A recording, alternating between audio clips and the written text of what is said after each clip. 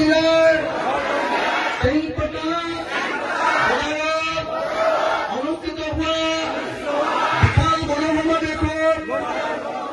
উপস্থিত থকা ৰাইজে শপত খায়, সংকল্প লয়, কসম খায় যে 2026 চনৰ বিধানসভাৰ ইলেকশ্যনত সাম্প্ৰদায়িক বিজেপি আৰু সাম্প্ৰদায়িক AIDF-ক আজি অসমৰ পৰা ব্ৰহ্মপুত্ৰত দলিয়াই পেলাম। আমি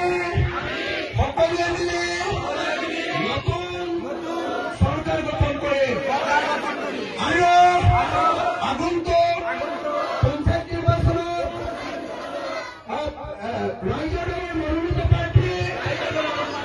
নাৰ্গিছ সুলতান